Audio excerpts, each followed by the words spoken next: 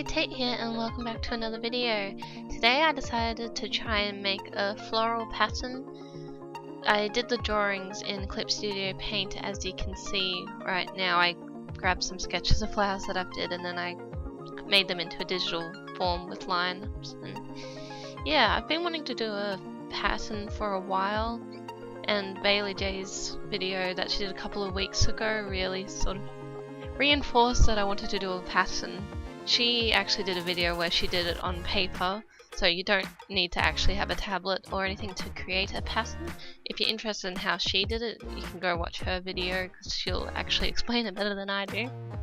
So currently I was just getting everything that I want in the pattern, so in the end I decided on the 3 flowers that end up in the pattern, so cherry blossoms, a lily and orchids. So I'm happy with how they all look together. I was going to originally do like roses and lotus and all different other flowers, but then I did put these 3 and I'm like, these 3 will actually work well together, and I didn't end up adding more. The whole process was actually a lot more simple than I thought it would be. I looked up a couple of videos to make sure I could do it correctly, but it was really just getting a picture done, illustrated, and keeping all the edges white, so not letting anything of the drawing touch the edges. And then after that I went into Photoshop, which you'll see coming up soon, to make it offset so that all the edges sort of end up overlapping in a sense, like so you can tile the pattern. But yeah, I've done my 3 flowers now, as you can see. And here I end up just duplicating layers and moving them around into a formation that I was happy with. So I tried to vary the sizes and flip them so that they look slightly different but still the same sort of thing. And just tried to make it look balanced.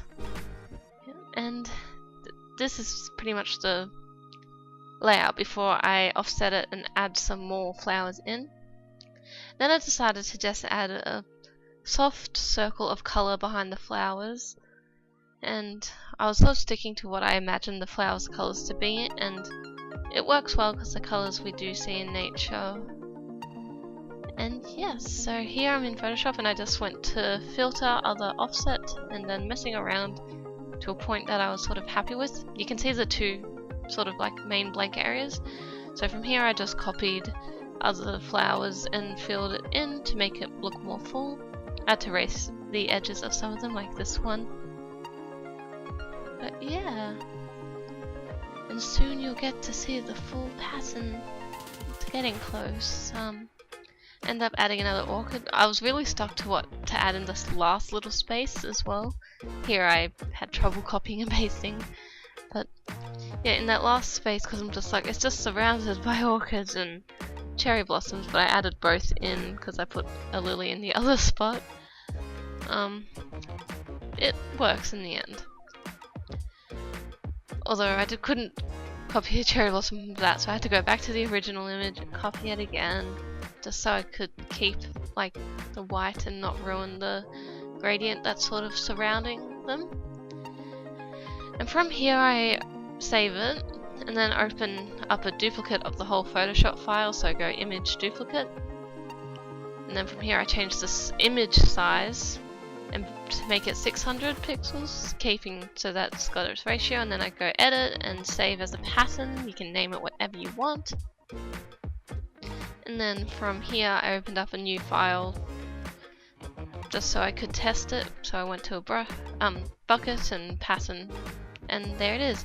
Also, I do have a Redbubble store, which I did put the pattern up, which I think it looks good on like phone cases and the clock, and more so the objects rather than the things. But thank you for watching. I hope you liked the video, and I'll see you next week for another.